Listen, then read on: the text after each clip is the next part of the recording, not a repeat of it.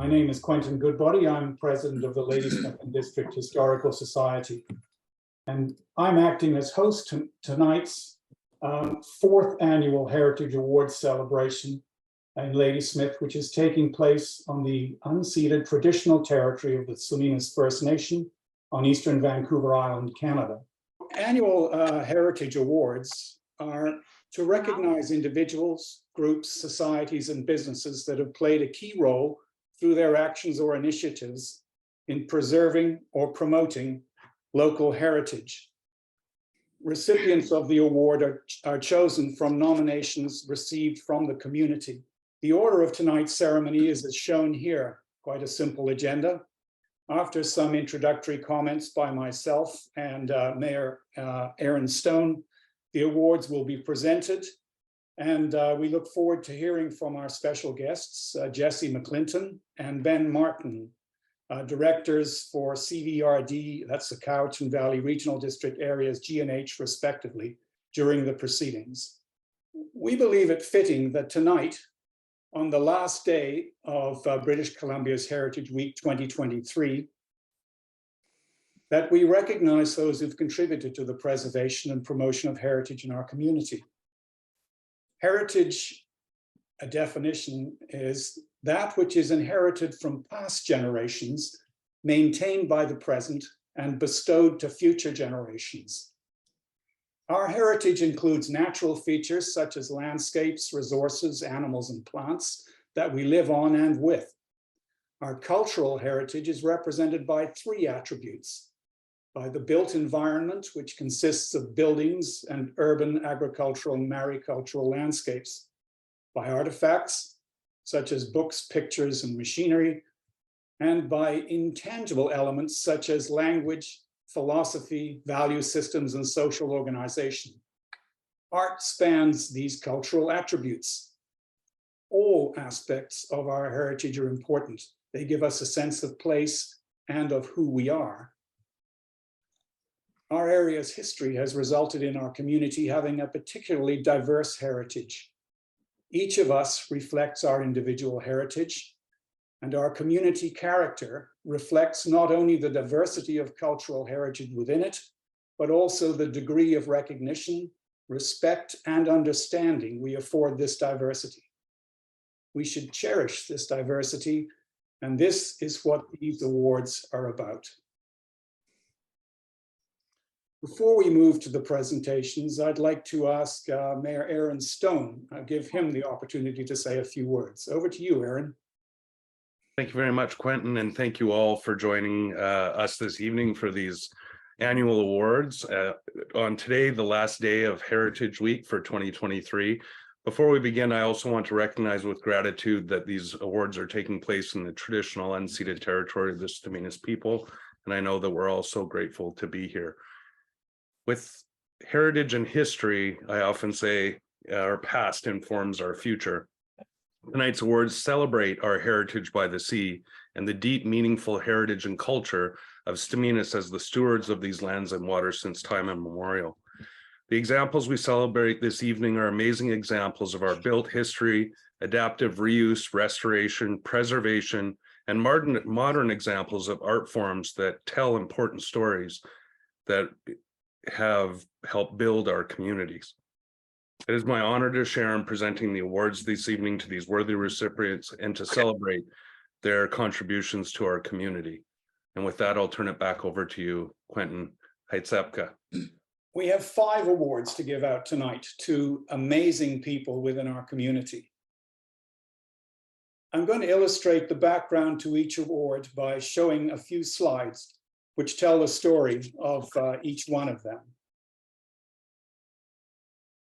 The first award of the night is to Daryl and Donna Beeston, with special mention of contractor Brian Childs and Company, for the restoration of 32 White Street, one of the houses relocated from Wellington to Ladysmith in the very early 1900s, and which is a significant element of Ladysmith's built heritage.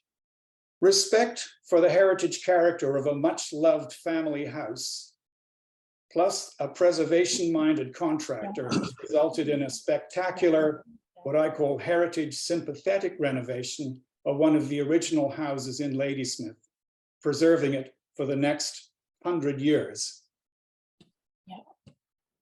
This is the house before renovation. And this is what it looks like after renovation.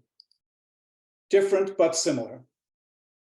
A significant amount of work was done on the house and frankly saved the house. It had reached, really, it reached its best before date, but a lot of love and attention was put into it.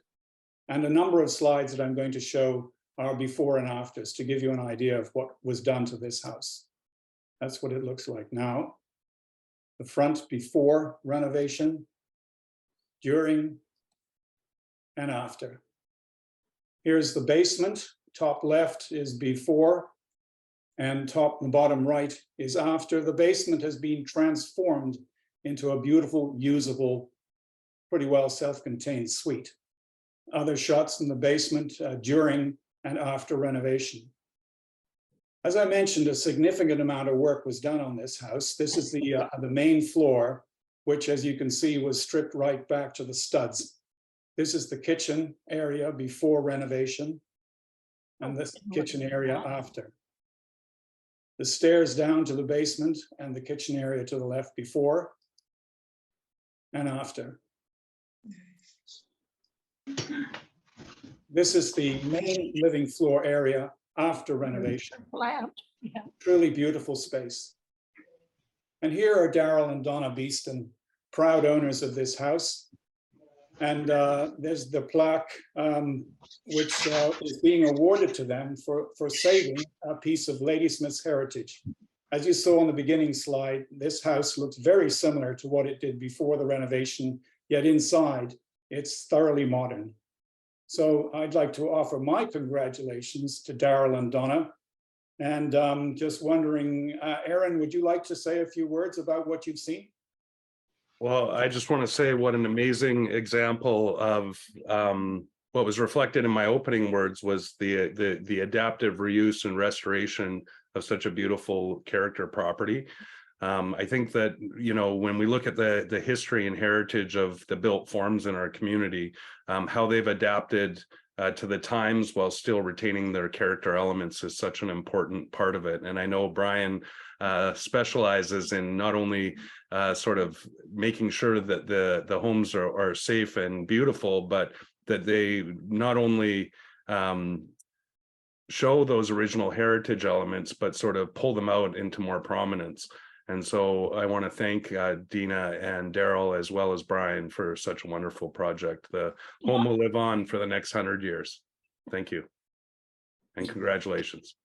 Daryl and Donna, have you got a few words? Yes, thanks, Quentin and Mayor Stone and the Ladysmith and District Heritage Awards Committee.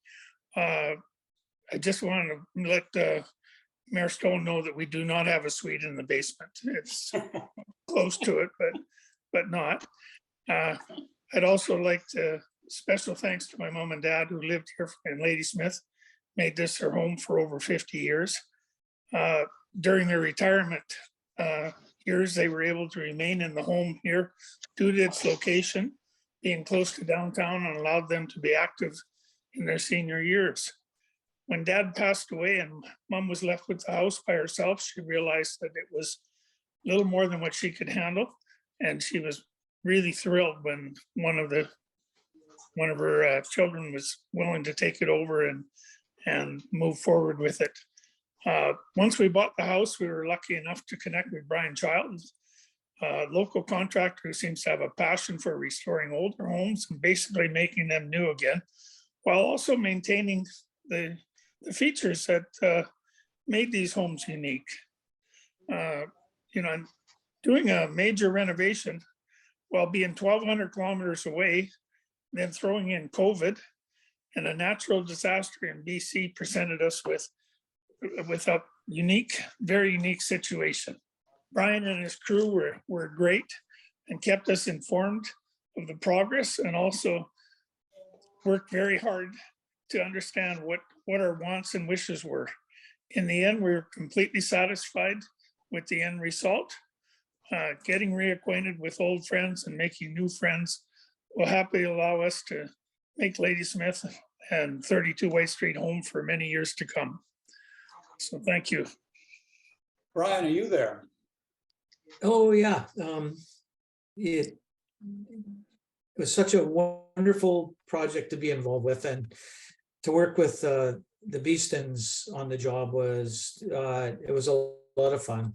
And they kind of let us do what we wanted most of the time, and everything we suggested was pretty good, except for glass doors on the showers.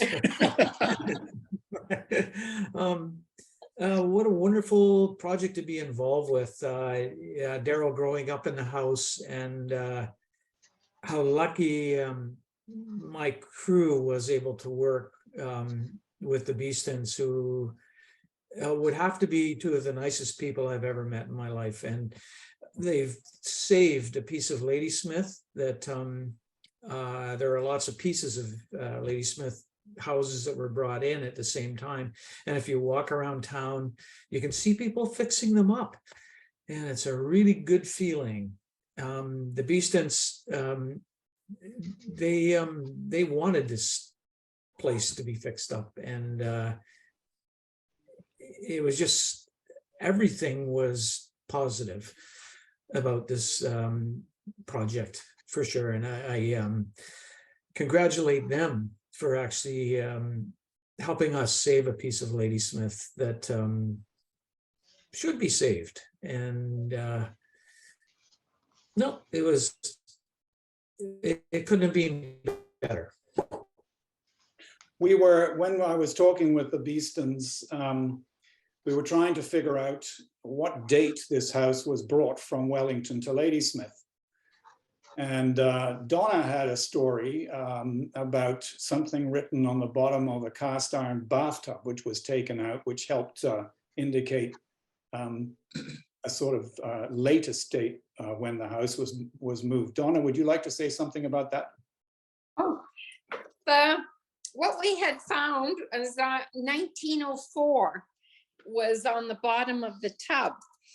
And actually, we had actually taken it back to Grand Prairie, had it redone and everything. And it turns out our son has built a house in Grand Prairie, and he took the tub and has installed it in his brand new house in Grand Prairie. But it did say 1904, so we're guessing that's when they built on a bathroom into this house. So the house was certainly in place by 1904 and possibly earlier than that. Yes, that's what we figure with the date on the tub. Fun. Well, thank you and congratulations to you both, and wish you well in your old new house. Thank you. Thank you. Very nice house. Your old new house.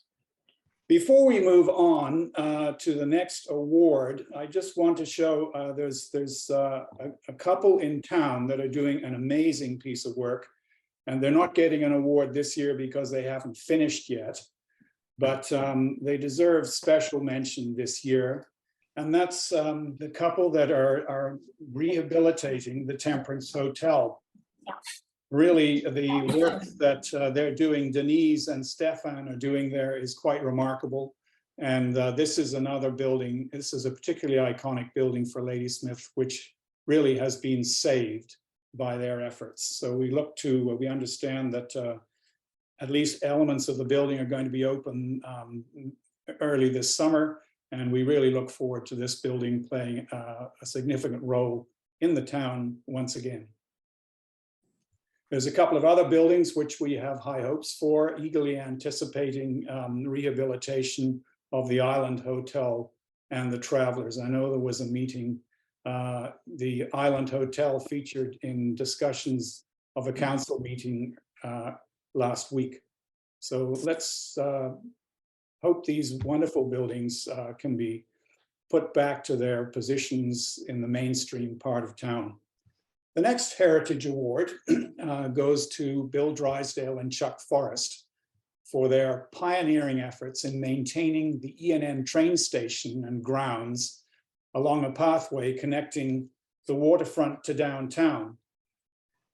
And as background to this award, through discussions with Bill and Chuck, it became fairly clear that initially they were more interested in clearing a pathway for boaters from the LMS Marina to downtown than actually in the railway station. But once the pathway had been cleared, they realized that the station building, which essentially had been abandoned since the end of rail service in 2011, had the potential to be a significant asset to the community. And with that in mind, they set about clearing trees and brush from around it, and really started momentum to clean the building up and preserve it, as you'll see in the following slides. This is what it looked like before Bill and Chuck got to work, fairly overgrown, lots of brambles and poplars encroaching on the building. And actually poplars are well known for shedding branches, and these trees were leaning over the building, so posed quite a threat to the structure. Top left, well, basically all these around 2019, the station building and surrounds, overgrown and graffitied with the roof in poor repair. During their work, the poplars being removed, there's top right is Chuck overpainting some of the graffiti. And the bottom left there, you can see the poplars have been cut down. The stumps are waiting to be removed there, but a lot of work had to be done to clear the area around the building. Top left, hacking away the brambles. The right, poplars being taken away. And as I said, Chuck and Forrest's work basically prompted others to get involved. And there was a number of painting bees. Some of them had to be redone. As you can see on the bottom right, there was reasonably persistent graffiti, which had to be overpainted yet again. Hopefully that stays away now. Inside was a bit of a mess. Lots of interesting graffiti, which was cleaned up, given a lick of paint over the top of it. And the Island Corridor Foundation, which owns the building, sprung the money to replace the roof. That work was done by a local contractor, Heart Lake Roofing. And also the guttering and downspouts were replaced by Gutter Gator. And this is what the building and surrounds look like today. Pretty spick and span, I have to say, compared to what they looked like in 2019 in the top right. And there, another view of the building today, and top right, what it looked like in the 1970s with the Dayliner service. Of course, the big question is, what will this building look like, and what function will it serve tomorrow? And we know that March, there are a number of significant decisions to be made about the future of the railway. All fingers crossed. We think that the railway station will have a role to play, hopefully with an active railway. Here's the dynamic duo. There's Bill top left and Chuck in the center with their award plaques. Luckily, I was able to catch Bill literally just before he drove away. Bill is well known around town for wearing yellow jackets and doing lots of work for the community. And Chuck, who doesn't live here anymore, but still insists on being involved with this particular project. Thank you both. And also a thank you to the other station volunteers who got involved, painting and removing trees and stumps, and to the Kinsman Club and the Rotary Club as well for financial contributions towards initial repairs to the building. And with that, Aaron, any comments from you? Oh, I just want to thank on behalf of our entire community, both Bill and Chuck, for that first wave of action that seemed to spur so much more interest and opportunity for the train station.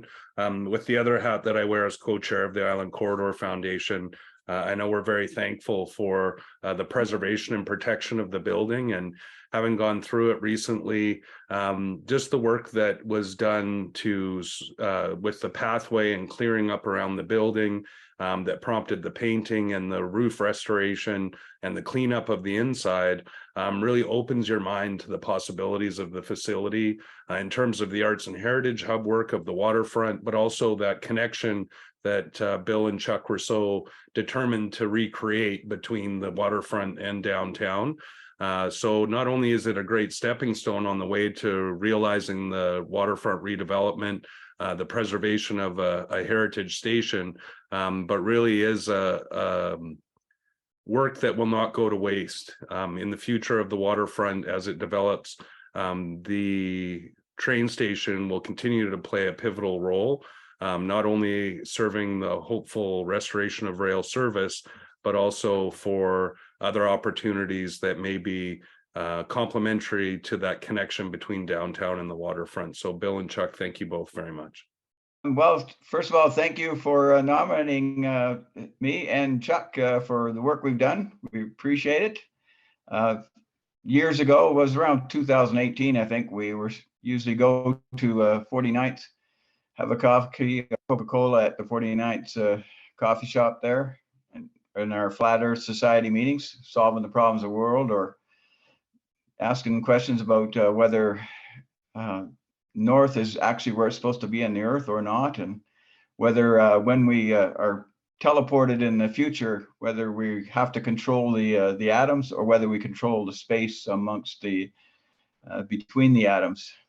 You know, those kind of weird questions. But we talked about the train station and stuff and how a path should be there. And so we thought, well, you know, it's good to sit around talking about it, but sometimes you got to get up and do something about it. So we said, well, next Wednesday, we'll go down there before our coffee and start cutting some bush. And over the span of a couple of years, boaters that came to visit from the States and Vancouver made comments that say, wow, you guys have done a lot of work in the last year, you know, because the trail was getting wider and wider and tidier, and we'd mow the grass, etc. And so we felt that it was valuable.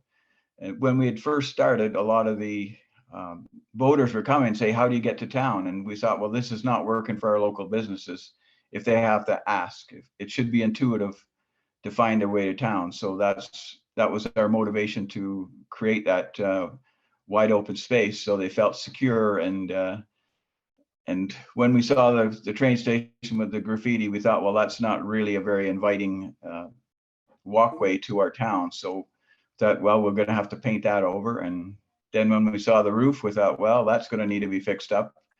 And so we keep plunking away at it to get it done, and got some volunteers from around town and some business to support us. We got a great deal from Extend Rental to rent a little mini backhoe. Chuck has some experience with that, so he dug out all the roots, etc. And the Island Corridor graciously reimbursed us for the money we put up to do that. And we've had great time working with Larry Stevenson and Andrea, the Island Corridor folks. They've been very supportive of all the work that we've done, and have encouraged us to keep moving forward on it. And we definitely, you know, we appreciate the Rotary helping to put a new door in the place, and the Kinsmen, they paid for the gutters and stuff. So and of course the many volunteers, most of which you've noted there, have helped out to do that. So it's really been a fun project, a good way to spend your Wednesdays and sometimes other days, cleaning up around the area, and, you know, working with like-minded people who are all trying to make Ladysmith even better than it already is. So for me, it is an honor to be recognized for that. But for me, it was mostly the fun of doing it and working with great folks, you know, that like to make things better. No, I think you and Bill have pretty much covered most of it. Like Bill said, it started off as just a companionship, and his Coke, I believe he's off of his Coke now. Poor old Coca-Cola is going to go out of business. And it was the Flat Earth Society, which never really stopped. We'd work in the station, then go back up to 49th and have some more coffee. The project did start as Bill said, just clearing that pathway, and that grew and grew and grew, and we started looking around. And initially the station was sort of put aside, I guess is the best term for it, because it was a big project, and did we want to tackle something like that? And like everything else, you take the baby steps. We started doing little bits all around it. Graffiti was a big thing. Garbage was a huge thing. It seemed to be a good dumping ground out behind it. I hope we've got a handle on that. Really have to thank Dave from Big Wind Tree. He was very instrumental in helping us get those cottonwoods down. Larry expressed that if we hadn't have done that, chances are the station would not exist right now. Not only from the winds, but also from the tree roots that were starting to encroach on the foundation. I'm looking at it, of course, in the future, and I'm looking at Brian Child's picture there. And you think you had a rental project before, this would be a good one for you. Because, I mean, it's all timbers and basically old construction. It's beautifully done inside. And there is some, I'm not sure where all the planking came from, but there's a lot of leftover wood from other projects that would be very, very handy in the restoration of the interior of it. It's my fervent hope that this all does come together in the future. I know there was some talk of bringing in rolling stock, making it a destination, various other configurations. I think the building has a lot of potential. I think if we can bring more people into Ladysmith to see the heritage side of it, then it'll benefit all. And it wasn't started as a project for this lovely plaque, which we do appreciate. It was started because we needed something to do to help in the community. And I think we accomplished that. And I thank you very much for all your and I'm not sure what the word is for this lovely plaque. You're welcome. Thank you both very much. I'm going to ask Ben Martman, who is the CVR director. He was the director of Cowichan Valley Regional District Area H. Ben, are you there? Would you like to say a few words? My name is Ben Martman, and I am the area director for North Oyster and the Diamond. So people that are actually quite close to your community, and also over up through Yellow Point and around the Cedar and Highway Junction there just south of the airport. So we also have a historical society in our area, and I've been known to make the faux pas once in a while of saying historical society. And so if I say this today, I apologize in advance. The other thing is I'd just like to mention that I am coming from the ancestral territory of the Sumamis First Nations. I thank you for the chance to speak. I prefer stories over speeches. So you're going to have to bear with a story. What story to tell? So I often just read. And so this morning I read a story in the Times Colonist that I'd like to share with you. And it's a story of a Métis author named Gregory Schofield. Gregory loves the stories of the past, but found little of his heritage in books and museums. And as the story goes, it was at the Royal BC Museum that Gregory found a Métis pouch in a display of Victoriana. He described the pouch as one of our own grandmothers sitting among Victoria ladies. She didn't belong there. That sparked a drive for Gregory to bring grandmothers home. Today, he's an associate professor and has searched the globe for his grandmothers. Gregory's story illustrates to me the importance of identity, belonging, and connection to community and place. The work that all of you do enables all of us to maintain connections that are visible to our past.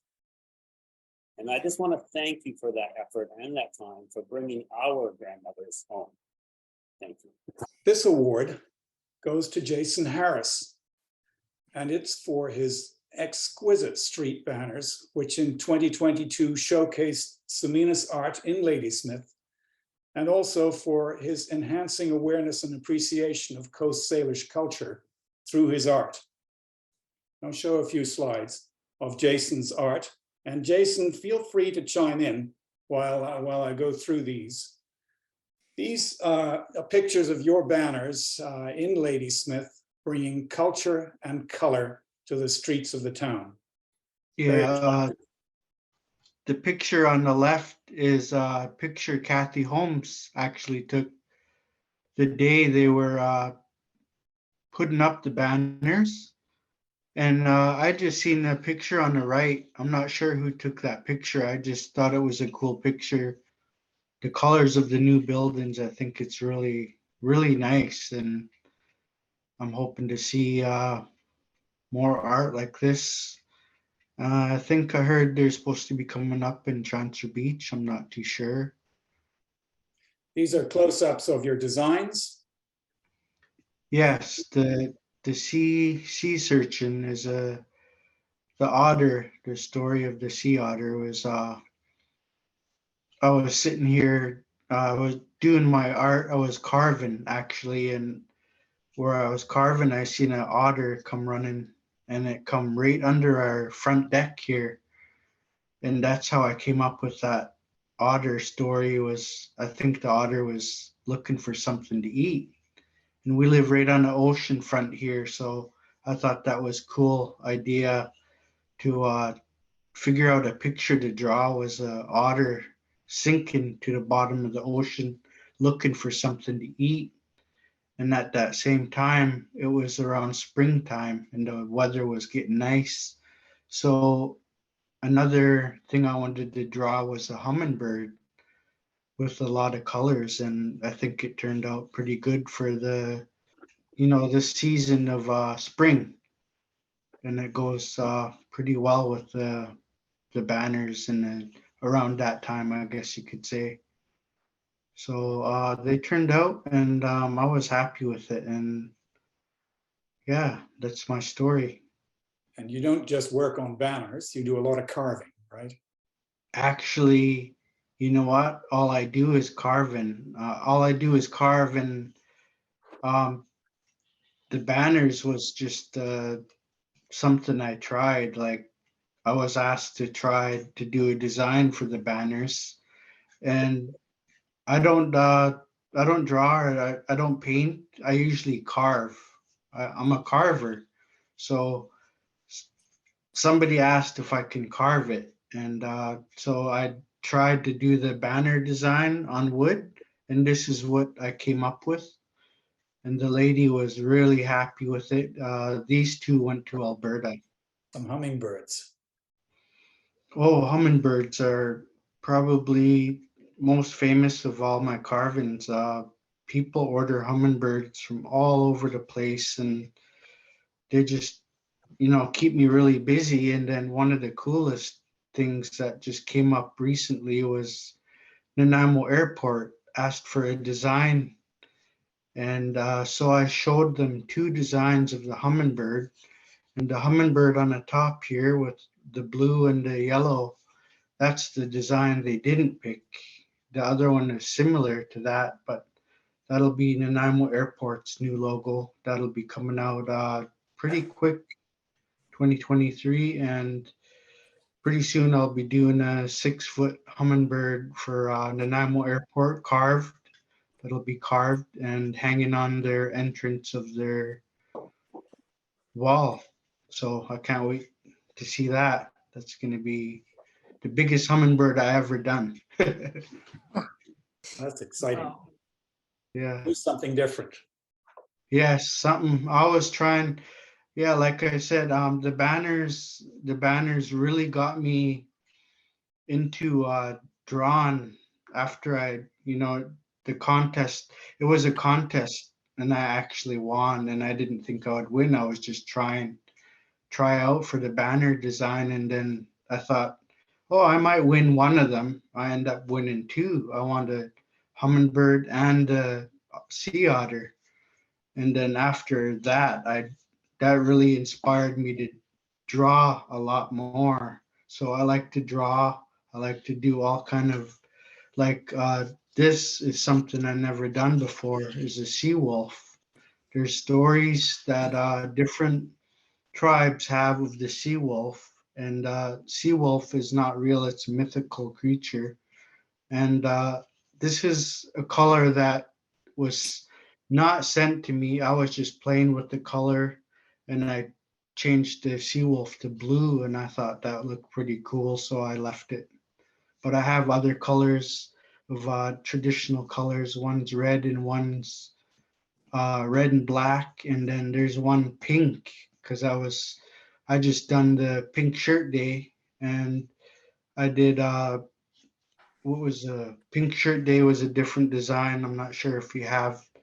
It's called the welcome angel. That ended up on my pink shirts that I just done. But back to the sea wolf. Yeah, that's one of the t-shirts I wanted to make, was the sea wolf. So hoping to do t-shirts or hoodies or vests or whatever. Try something different other than carving, because I do so much carving. It's my just explore other options is a pretty cool thing. I like getting into design and getting into technical art. I don't know, how do you say that? Technical digital art. Yeah, I would like to get into digital art, and that's what this is here. So very interesting to me. Well, it's spectacular.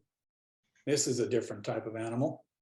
Oh, the killer whale. Yes. I was asked to do another design. Like you see, the killer whale I actually carved that before I drew it. So I carved that, and I have a friend who's very interested in my art, and he bought a plaque of that. And I have another lady who works at the health center. She bought this same killer whale plaque. And then so I drew it and had someone to add color.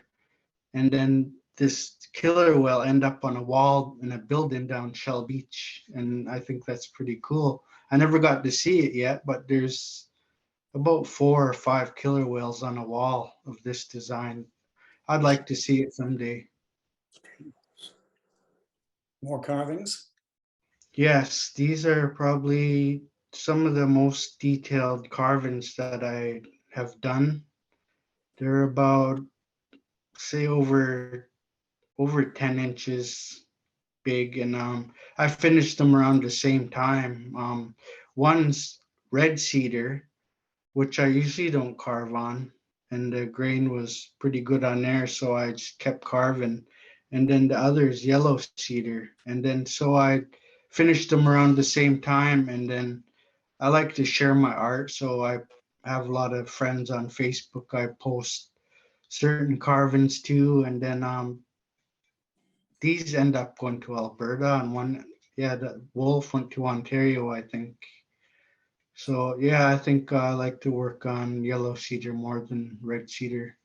These are ceremonial bowls, are they? Yeah, these are a lot of work also, but they keep me very busy. Like I got orders to finish right now.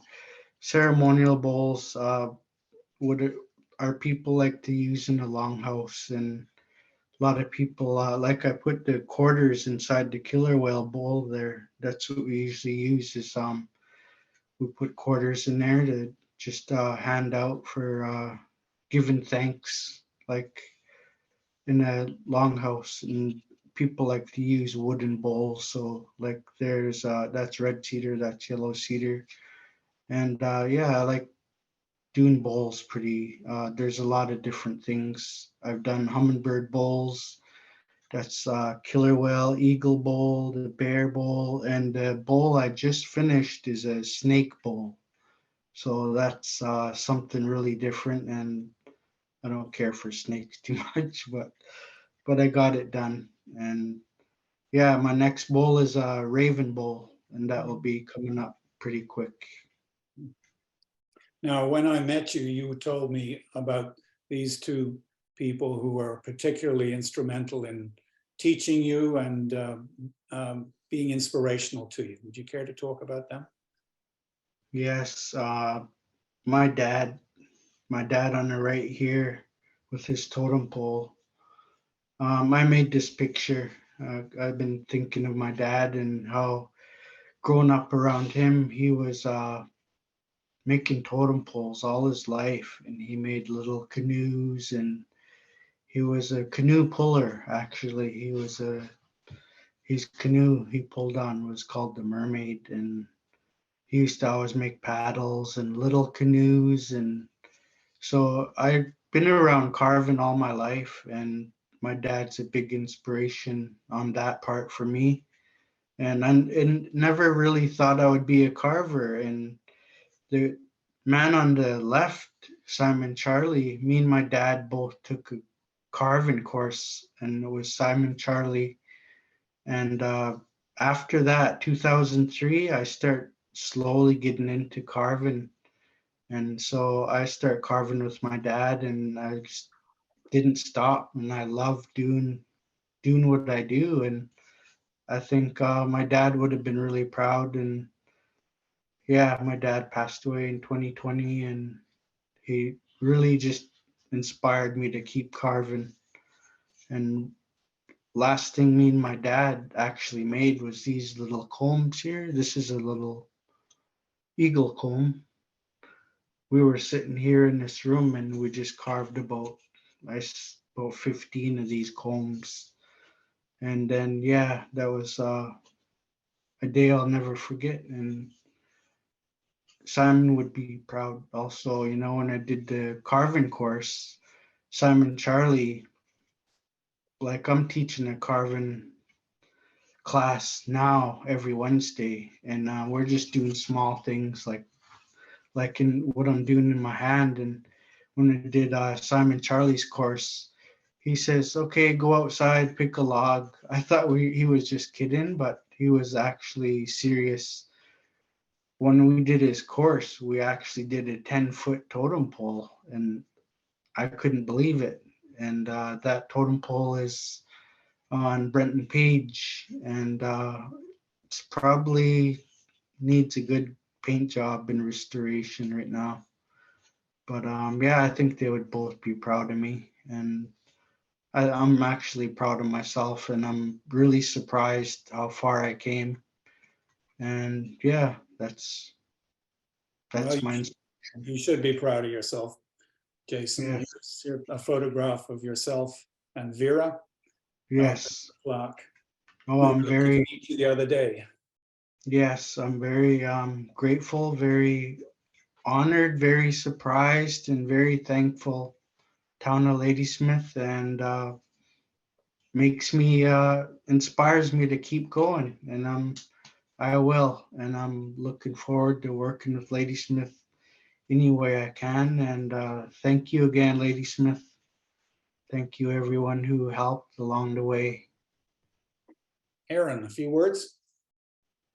Well, Jason's heard from me a lot about how much I appreciate his art, but it was such a wonderful surprise to find that he had been chosen for the banners last year. I'm one of those people that follow Jason on Facebook and get to enjoy his art as he's working on it, and as he tells us how much work he's got to get done.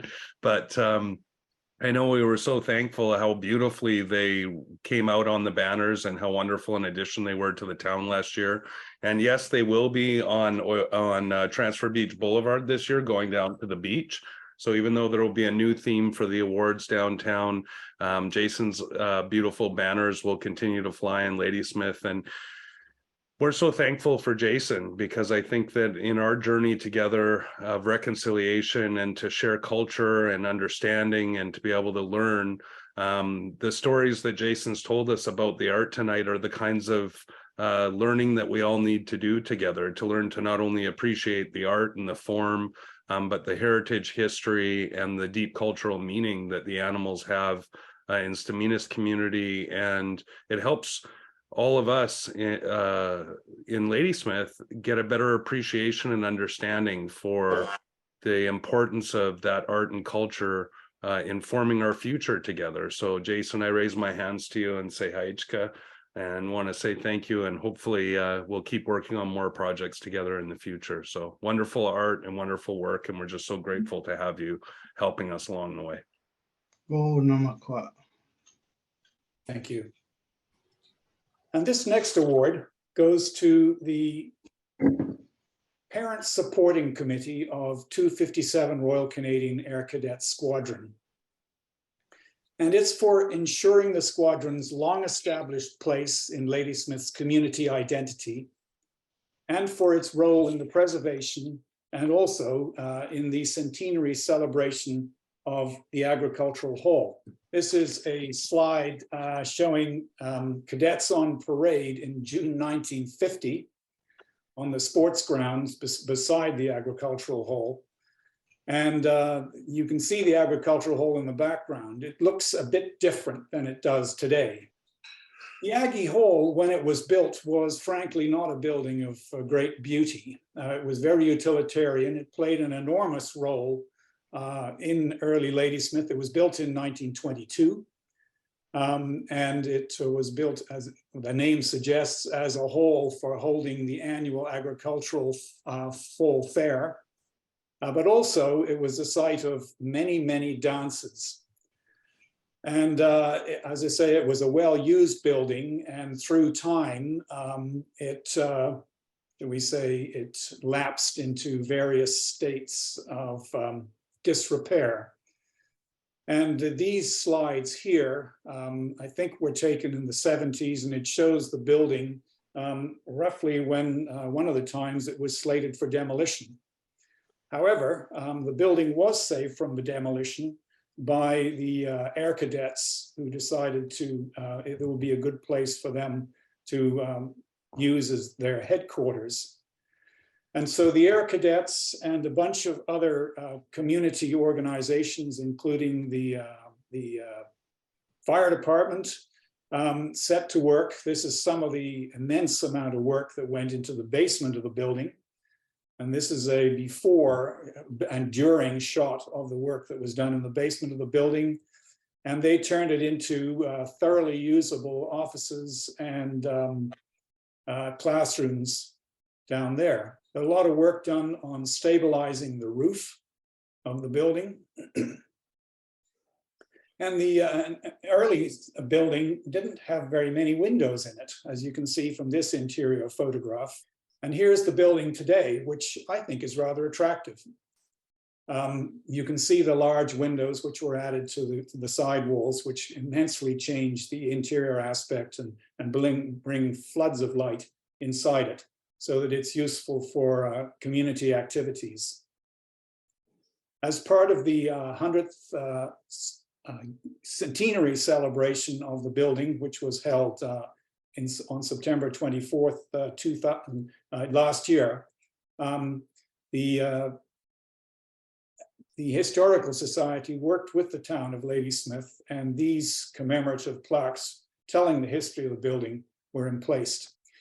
And also at that time, a reenactment of the agricultural fair was held, bringing in local produce, flowers, vegetables, etc., much as would have been done in the 20s and 30s. And if you go actually to the museum, you will find a number of silver cups, which were up there for being awarded for prize chickens and other livestock in the Ladysmith area.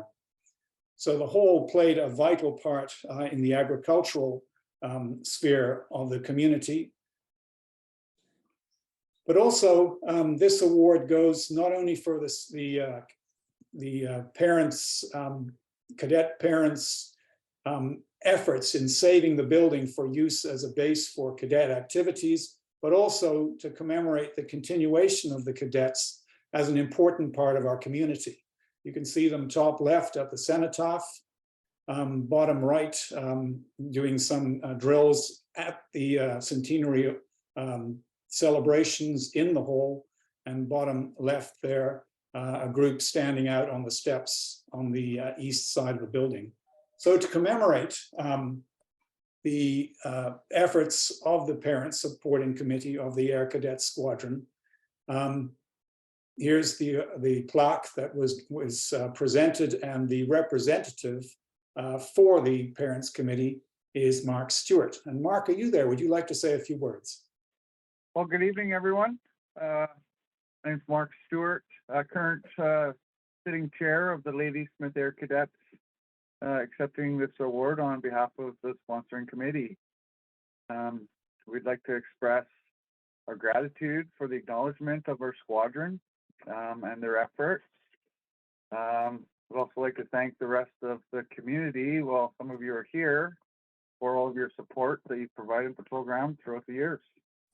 Don't have much else to say. It's nice to be able to give something back to the volunteers. So I'll be presenting this. Words there. I'll be presenting this to them at the next. I can't see it, but at the next meeting. Thank you. Thank you, Mark, and thank you. Please share my gratitude with the squadron and the Parent Supporting Committee. Not only this event this year was a really great trip down memory lane to be able to learn the heritage and history of the Air Cadets in a more fulsome way. Not only with the installation of the plaques, but the tours that were offered through the squadron's facilities downstairs, and the history that Quentin just shared with us about where that facility has been and what it's been turned into, and also for the squadron itself for giving that opportunity for youth in our community to have that opportunity to show leadership and dedication and discipline. I think that the Air Cadets produce some of our greatest youth.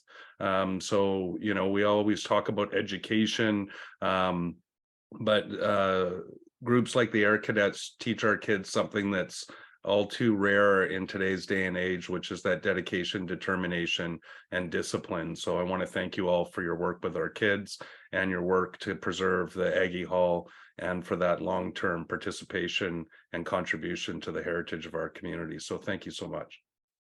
Well, maybe if I can mention one more thing is we're celebrating our 80th year anniversary in the Aggie Hall this April. So if anybody in the community wanted to get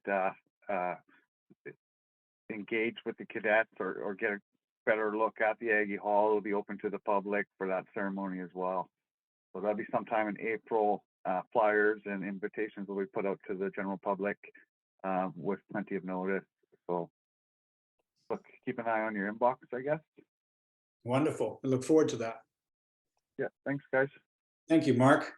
We're moving on to our last award, which is to Elder George Harris, Wolkuletsa. I hope I didn't mispronounce that. And it's for composing Saminas Mustimuk and his tireless advocacy of the Saminas and Coast Salish nations. And as background to this award, I have to say that when you meet Elder George Harris, you quickly realize that he's a man with immense pride in his people and a man with a song in his heart. He constantly hums while he goes about his business. I suspect that most of you tonight have heard Saminas Muktamuk at some point. It's the Saminas anthem, which First Nation members proudly sing, announcing to all who they are. Elder George Harris composed that song, but what we can see here is up on top here are the words in Hokaminam and the English translation. George, are you there? Would you like to say a little bit about the anthem? Well, as I say, amongst other things, apart from composing Saminas Mustamuk, George is extremely active within his community. He is an elders council member in Nautsamut, which is the tribal council, which is basically a grouping of First Nations, Coast Salish First Nations. George also is a founding member of Sautun Lalem Society, which is also called Helping House. He's the current vice president of that. And also he's a member of the National Elders Working Group Committee in Correctional Services Canada. Hey, George, I'm going to ask you, we're going to just go back one slide here. And I'd last asked you a couple of, would you like to say a few words about Seminas Mustimot, how you came to compose it and what it means to you? First off, I want to say that I'm really proud of Jason for all the good artwork that he's doing. I really thank him for that. He's my nephew. And I want to say to you, I got a call 2010 from my late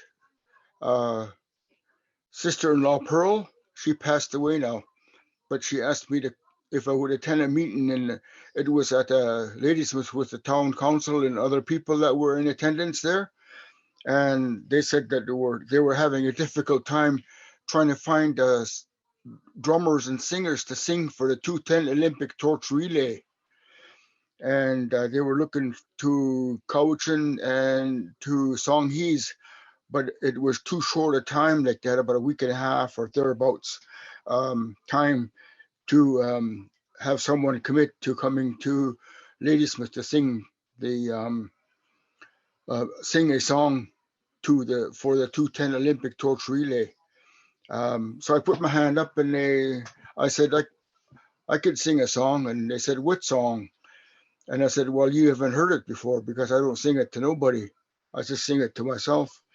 And they said the next day they were going to have a meeting at a health unit in Straminas, and they said that they're going to meet from 6 to 8, and could I be there at 8?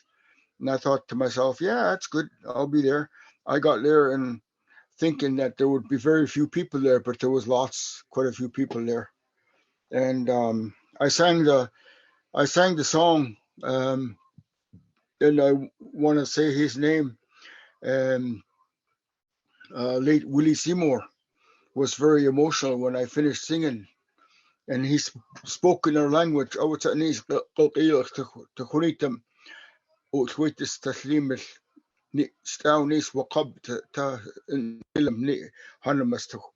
said that there will be nobody anywhere that would wonder who we are as Straminas Mustimach when we sing that song. And it covers all of our people, all of Straminas people. That's what he said in our language.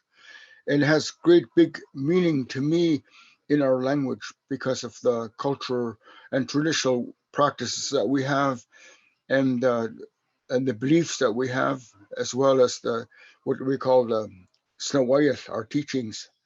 So I sang that song 4 times that night, and the next while I was singing it, me and my family were singing it, and then we got to Coronation Square where the Olympic torch relay was going to start, and then we sang it there, and then we went to Aggie Hall on the road, and we sang it there.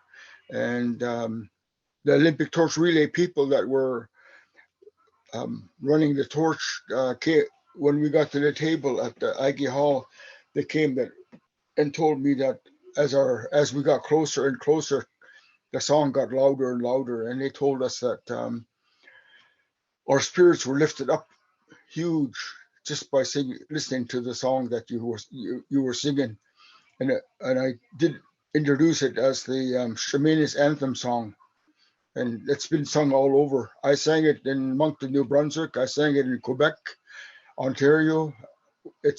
And I was in USA for the tribal journeys, and I wasn't in the group, but I witnessed them singing the Straminas song there too, and other places. So that's my story on that one. Wonderful. Thank you. Yeah. Now this, so that's by no means your only accomplishment. You're an extremely busy man. And I was just going through while we were trying to get sorted out there, your participation and strong advocacy for the Coast Salish nations, but also a strong advocate for provision of cultural counseling for those with addictions or in crisis, and show some of the institutions or organizations that you're involved in. and have been involved in getting set up. Would you like to talk a little bit about these three here, Naut Samaut, South and Laleham, and your work in the correctional services? Well, I'll start with South and Laleham. My brother Ray and myself were the founding members of South and Laleham. We were not happy and sad the loss of life in our communities, and that there was lots of dysfunction, and it comes from residential school and colonization process and whatnot. Our people were dying. I have to just say it that way. Some of them with suicide, some of them with dysfunctional life, some of them with car crashes and whatnot. So we wanted to start a healing society, a drug and alcohol treatment center, and that's how the South and Laleham got started. The other one is Quamat Laleham. I was a founding member of that too, myself and a lady from Nanu's, Daisy Edwards, were the ones that I was the band manager. She was my employee, and I said we need to get to take care of our children because too many of our children are getting apprehended and taken away and not living within our communities and missing out on the songs and dances, the cultural activities and teachings and whatnot that is taking place. So that's what took place. That's how I got to be involved. Next week, tomorrow, I leave for Abbotsford to attend a Correctional Services Canada National Elders Working Group, and I'm involved in that. And I want to say that in relation to that is that there's lots of elders from different communities and even from back east that are working in BC, and my bosses, when I tried to retire, they said, I'm not going to let you retire. And I said, well, why not? And I said, because we like your stuff. We like the way you tell the inmates about your cultural and traditional ways and your teachings. And even my boss, I got two bosses, one in Ottawa, he phoned and said pretty much the same thing. We're not going to let you go. So I'm going to be seeing him on Tuesday and Wednesday and Thursday next week. They're coming to BC for the National Elders Working Group meeting. But I always want to say this, that I'm really grateful for my ancestors to pass on the teachings that's been given to me, and I use that and pass it on to anybody and everybody that I work with or have a discussion with. And I always call it's the sacred inheritance from our ancestors. And I know I went to residential school, and when I did go there, I got punched in the head, I got kicked, and I got punched. I got pushed around by the teachers and nuns and whatnot. And my grandmother and my great grandfather, who I had the honor and privilege of seeing, never did speak any English. They all spoke all Ha'amilam language. And when I got there, I got strapped to the point where I got a big cut in my hand. I got a scar on my hand right now because of that. And I just want to say, when I came out, I was one that drank for 7 years, and I really didn't care if I lived or died. If a truck ran me over, they would have did me a favor. But once I come through that, I quit drinking. When my oldest daughter was born, I quit, and I never drank since. That's 53 years ago. And I keep passing on the teachings I got from my parents and grandparents and great grandfather and whatnot. Very powerful. You're also front and center in Truth and Reconciliation, and you're always there at the Truth and Reconciliation meetings. There's a picture of you in the bottom there with your drum. Yeah. I talk about that everywhere I go.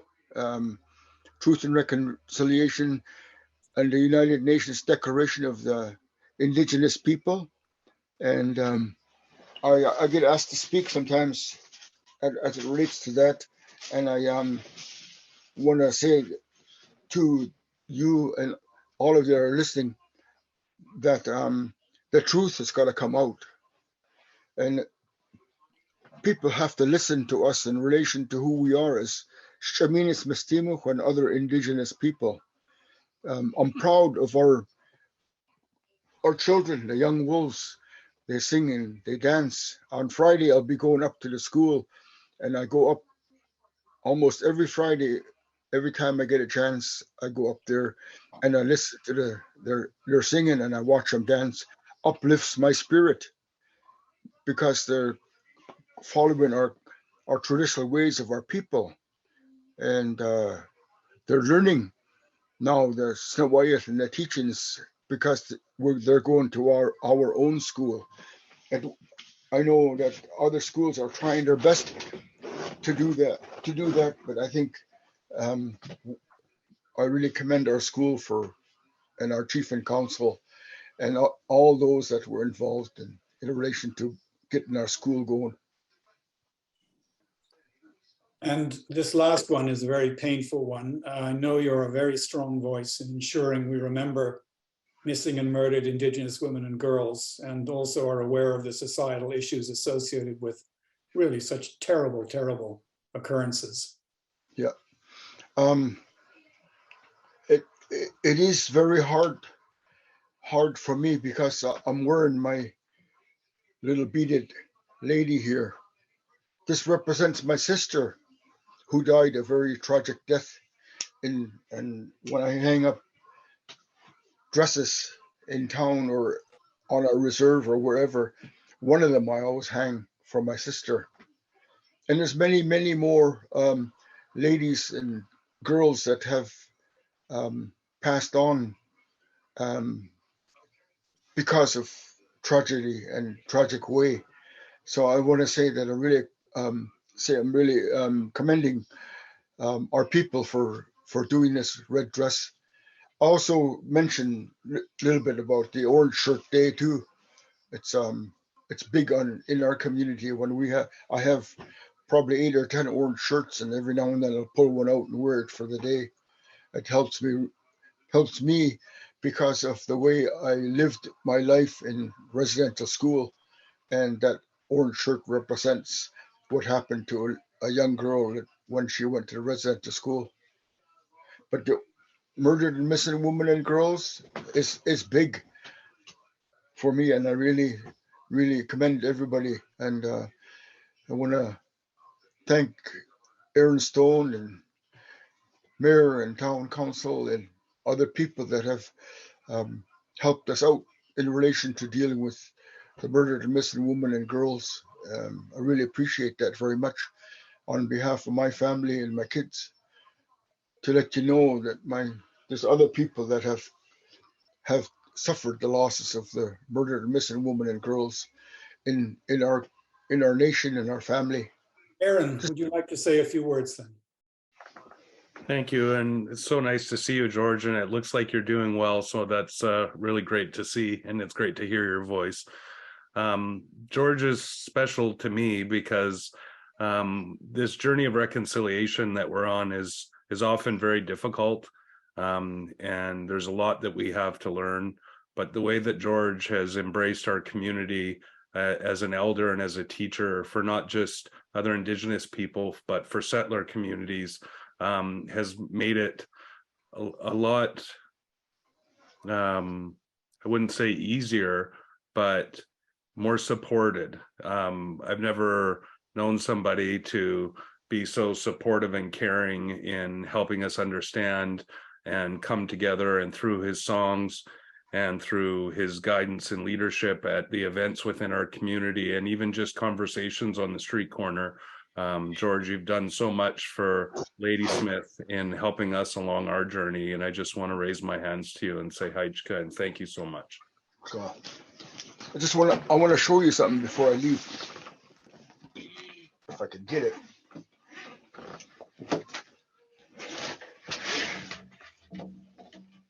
I don't know if you could see it. Yes. this drum was a design that I made in about 15 or 17 years ago.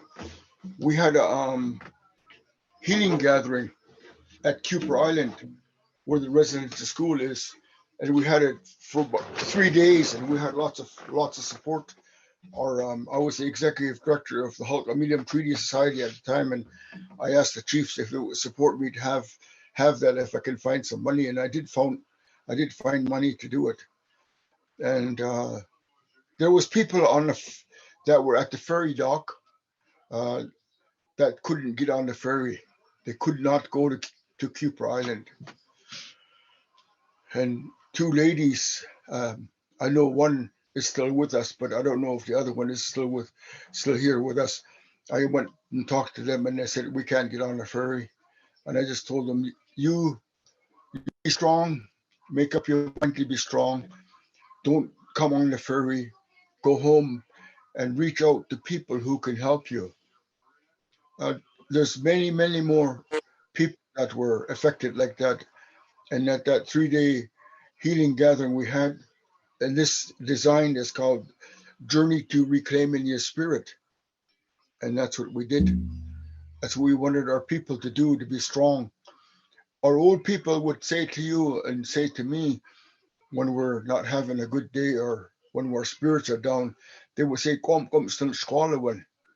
Make up your mind to be strong.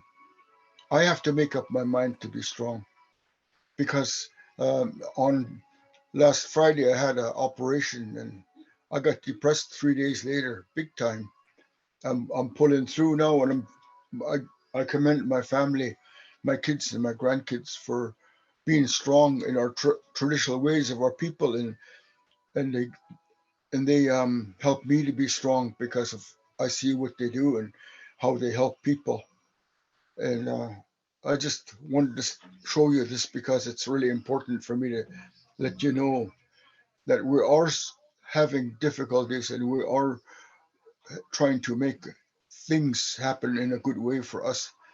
In Coast Salish Nation, which is Northern Oregon, North Stalo Nation, Sunshine Coast, Southeastern Vancouver Island, Lower Mainland, we have many, many people of our Coast Salish. And I can walk into any one of the longhouses in Coast Salish Nation and be welcomed.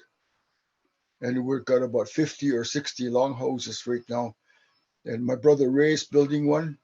Our longhouse in Cleet Bay right now is, they bulldozed the washroom and bulldozed the kitchen, and they're going to put in a new kitchen and new washrooms and new seating inside. It's going to take lots of effort to get that done, but they're doing it, and the project has started.